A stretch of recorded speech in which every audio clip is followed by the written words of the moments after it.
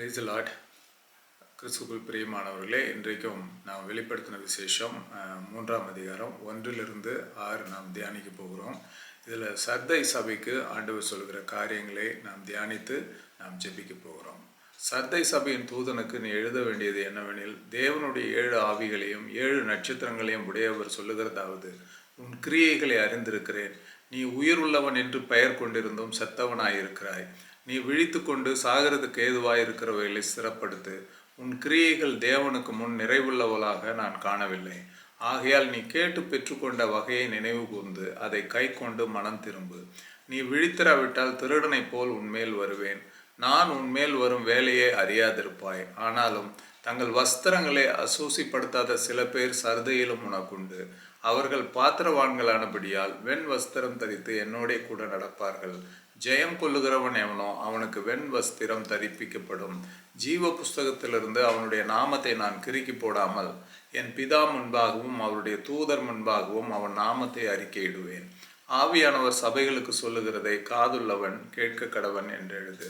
இது சர்தை சபைக்கு ஆண்டவர் சொல்லுகின்ற காரியமாய் காணப்படுகிறது.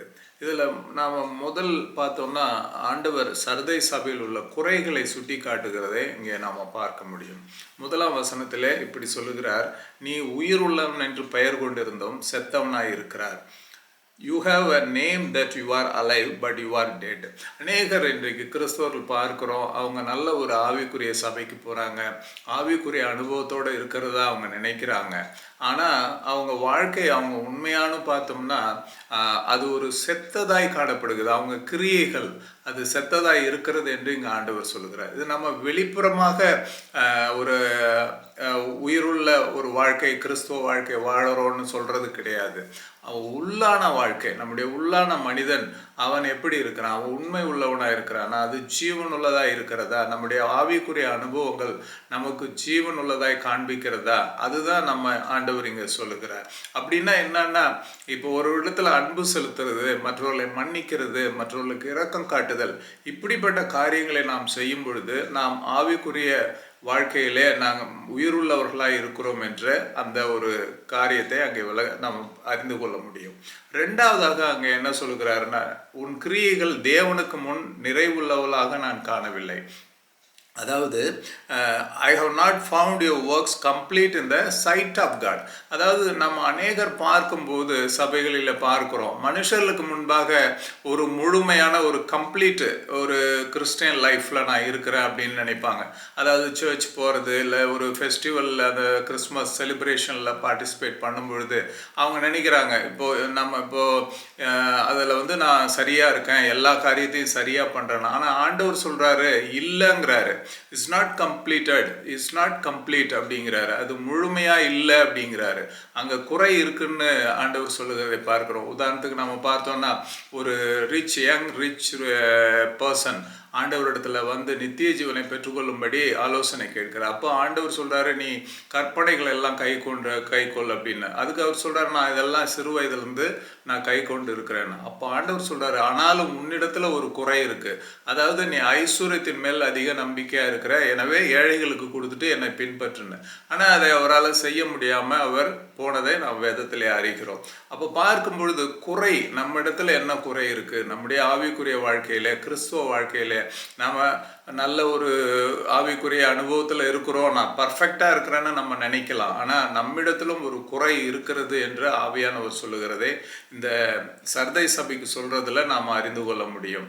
அப்போ மூன்றாவதாக என்ன சொல்ல வர்றாருன்னா, நீ விழித்திராவிட்டால் திருடனை போல் உன்மேல் வருவேன். அதாவது suddenly I will come upon you அப்படிங்கிறாரு. திடீர்னு நான் வருவேன், என்னுடைய வருகை நாள் இருக்குது. அப்போது நீ you have to give your accounts. அதனால் இப்போவே யூ செக் யுவர் லைஃப் அப்படிங்கிறாரு.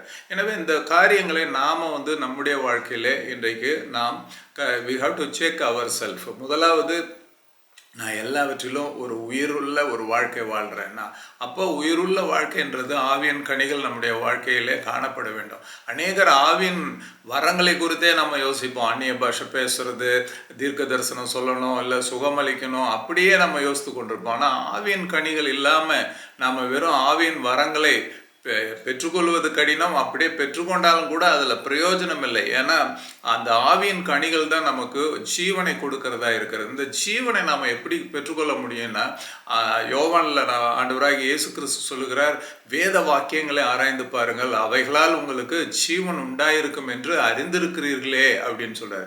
we have to read word of God and check our life. வேதத்துக்கு நம்ம வாழ்க்கை எப்படி இருக்குன்னு பார்க்கணும். அது பிரகாரம் நம்ம இருக்கிறோம்னா we are having a living life. நம்முடைய ஜீவன், நம்ம ஆவிக்குரிய வாழ்க்கை உயிருள்ளதா இருக்குன்னு அர்த்தம். எங்கேயாகிலும் வசனத்துக்கு விரோதமா நம்ம வாழ்ந்து கொண்டிருக்கிறோமா, இல்லை மற்றவங்களை குறை சொல்றது, காசிப்பிங் பண்றது, பொறாமப்படுறது, இல்லை மற்றவங்களுக்கு விரோதமான காரியங்களை தீங்கு செய்யறது, இப்படிலாம் செஞ்சுக்கிட்டு நாம கரெக்டாக நான் உயிரோட நல்ல ஒரு சபையில் இருக்கிறேன், நான் புது ஜீவனை பெற்றுக்கொண்டேன்னு சொல்ல முடியாது. அதே போல நாம கம்ப்ளீட்டா இருக்கணும். எல்லா காரியங்களிலும் நாம வெறும் ஒரு சடங்கு கிறிஸ்தவர்களா இல்லை, ஒரு கஸ்டமரியா இல்லை, ரிச்சுவல்ஸா இல்லை. we have to live a true Christian life like Jesus Christ according to word of God. கர்த்தருடைய வசனத்தின் பிரகாரம் நம்ம வாழும் பொழுது அது ஒரு நிறைவுள்ள ஒரு வாழ்க்கையாக இருக்கும். இல்லைன்னா ஆண்டவர் சொல்கிறாரு, நான் திருடனை போல வருவேன், திடீர்னு வருவேன் அப்படின்னு சொல்கிறாரு. ஆனால் இப்போ இதை மட்டும் சொல்லிட்டு ஆண்டவர் நிறுத்தாமல், இதிலிருந்து நாம் எப்படி நம்மை மாற்றிக்கொள்ளணும், நாம் இதிலிருந்து எப்படி விடுதலை பெறணும் அப்படிங்கிறதுக்கு அவர் யோசனைகளை கூட ஆலோசனையாக சொல்லுகிறதை இங்கே நம்ம பார்க்குறோம். 2ஆம் வசனத்தில் நம்ம வாசித்தோம்னா, நீ விழித்து கொண்டு சாகிறதுக்கு எதுவாக இருக்கிறவர்களை ஸ்திரப்படுத்து, wake up and strengthen the things that are ready to die. அதாவது நீ விழித்து சாகிறதுக்கு ஏறுவாய் இருக்கிறத ஸ்திரப்படுத்து. உன் வாழ்க்கையில எதெல்லாம் நீ உயிர் பெற முடியாதபடிக்கு, ஆவிக்குரிய ஒரு விடுதலையை பெற முடியாதபடிக்கு, எந்தெந்த காரியங்கள்ல உன் வாழ்க்கையில எந்தெந்த பகுதி செத்து கொண்டிருக்கு, அதெல்லாம் நீ என்ன பண்ண, உயிரை கொடு திருப்பியும். வேதத்தை அப்படின்னா என்ன, வேதத்தை வாசிக்கணும். என்னென்ன நம்ம குறைகள் இருக்கோ அதெல்லாம் நம்ம சரி செய்யும்படி ஆவியானவருக்கு ஒப்பு கொடுக்கணும். வேதத்தை வாசித்து ஆவியானவர் கருத்துல ஒப்பு கொடுக்கணும். ஆண்டவரே, நான் இதுல குறையா இருக்கேன், இதுல நான் என் வாழ்க்கை உயிர் இல்லாததா இருக்கு, எனவே நீங்க எனக்கு உயிரூட்டுங்க, give me a life father in this aspect அப்படின்னு நம்ம சொல்லி நாம் அதற்காக ஜெபிக்கும் பொழுது நாம் அதிலிருந்து விடுதலை பெற முடியும். 2ஆவதாக என்ன சொல்றாருன்னா, 3ஆம் வசனத்தை நான் வாசிக்கிறேன். அதுல பார்க்கும் பொழுது, நீ கேட்டு பெற்றுக்கொண்ட வகையை நினைவு கூர்ந்து அதை கை கொண்டு மனம் திரும்பு. Remember how you have heard and received, hold fast and repent. இப்போ என்ன சொல்ல வர்றாருன்னா, நீ கேட்டு பெற்றுக்கொண்ட வகையை நினைவு கூர்ந்து அதை கை கொண்டு மனம் திரும்ப. கேட்டுறதுனா என்ன, கேள்வி என்ன, what we are hearing every day, we are hearing word of God from someone through some media. ஏதாயிலும் ஒரு ஜூமில் பார்க்குறோம், சர்ச்சில் கேட்குறோம், எப்படி ஆகிலும் நமக்கு இன்றைக்கு கர்த்தருடைய வசனம் நமக்குள்ளாக வருகிறது. ஆனால் அதுக்கு நம்ம கீழ்ப்படியணும். அதுதான் இங்கே சொல்ல வர்றாரு.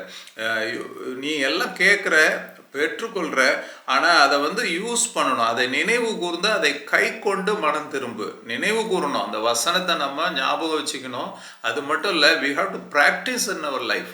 we have to repent. அதுலேருந்து நம்ம விலகி இருந்தோம்னா, கர்த்தருடைய வார்த்தைக்கு விரோதமாக நம்ம போயிருந்தோம்னா திரும்பி வரணும். அந்த வசனத்துக்கு நம்ம திரும்பி வரணும்.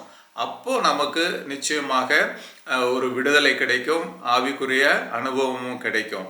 அப்புறம் 3ஆவதாக 5ஆம் வசனத்தில் நாம் பார்க்கிறோம், ஜெயம் கொள்ளுகிறவனோ அவனுக்கு வெண் வஸ்திரம் தரிப்பிக்கப்படும் சொல்றார். அப்போ இந்த குறைகள்ல இருந்து, அதாவது ஆவிக்குரிய வாழ்க்கையில நம்ம செத்து இருக்கிறோமா, எந்தெந்த இடத்துல நாம அப்படி உயிர் இல்லாம இருக்கிறோம், அதை நாம் உயிர் பெற்றுக்கொள்ளணும். அதே போல ஆண்டவருக்கு முன்பாக நாம் ஒரு நிறைவுள்ள ஒரு வாழ்க்கை, அபண்டன்ட் லைஃப், ஆண்டவர் சொன்னார் பாருங்க, நான் அவர்களுக்கு ஜீவனை கொடுக்க வந்தேன், அது பரிபூர்ணப்படம் வந்தேன்னு சொல்றாரு யோவான்ல. அந்த ஒரு அனுபவத்தை நாம் பெற்றுக்கொள்ளணும். அப்படி நாம் பெற்றுக்கொண்டு நம்முடைய வாழ்க்கையிலே ஒரு ஜெயமுள்ள ஒரு கிறிஸ்துவ வாழ்க்கை வாழும் பொழுது we will receive the white garments from God. அப்படின்னா அந்த வெண் வஸ்திரங்கிறது இங்க பரிசுத்தத்தை குறிக்கிறதா இருக்கிறது. பழைய ஏற்பாட்டில் ஆண்டவர் சொல்றாரு, நானே உன்னை பரிசுத்தமாக்குகிற கர்த்தர். புதிய ஏற்பாட்டில் நம்ம பேதுரு சொல்றாரு, உங்களை அழைத்தவர் பரிசுத்தரா இருக்கிறது போல நீங்களும் பரிசுத்தமாய் இருங்கள். ஸோ அந்த பரிசுத்தத்தை ஆண்டவரே தர்றதா சொல்றது இங்கே சொல்லப்படுகிறது. பிரியமானவர்களே, கர்த்தருக்குள் பிரியமானவர்களே, சர்தை சபைக்கு சொல்லியிருக்கிறாரு. அது நமக்கும் சொல்லப்பட்டது. நம்ம புதிய ஏற்பாட்டின் சபையின் விசுவாசிகளா இருக்கிறோம். நமக்கு அதுதான் சொல்றாரு. நம்முள்ள என்னென்ன குறைகள் இருக்கு. இப்பொழுது நாம் ஆண்டவருடைய கரத்திலே ஒப்புக்கொடுக்கிறோம். ஆண்டவரே, நான் இந்த பகுதியில குறை உள்ளவனா இருக்கிறேன். இதுல நான் ஜீவன் இல்லாம இருக்கிறேன். இது என்னை பிசாசு இந்த இடத்துல என்னை வீழ்த்தி கொண்டிருக்கிறான். அதை நாம் ஆண்டவருக்கு சொல்லுவோம். அப்புறம் குறைகள்லாம் நம்ம எல்லாம் சரி பண்ணணும். ஆவியானவருக்கு ஒப்பு கொடுப்போம். ஆண்டவரே, இந்த வசனத்தின் பிரகாரம் கேட்கிறேன். டெய்லி வசனத்தை கேட்குறேன், ஆனால் அதன் பிரகாரம் நடக்காமல் இருக்கிறேன். நிறைய காரியங்களில் நான் தோற்று போனவனாக இருக்கிறேன். எனக்கு உதவி செய்யுங்கன்னு சொல்லுவோம். அப்படி நாம் அவருடைய கரத்தில் ஒப்பு கொடுக்கும் பொழுது நாம் ஜெயம் பெற்றவர்களாக அவர் கொடுக்குற அந்த பரிசுத்தத்தை நாம் பெற்றுக்கொள்ள முடியும். ஒரு சாட்சியுள்ள வாழ்க்கையோடு நாம் முடிக்க முடியும். பிரியமானவர்களே, கர்த்தர் தாமே உங்கள் ஒவ்வொருவரையும் ஆசீர்வதிப்பாராக. ஆமேன், ஆமேன்.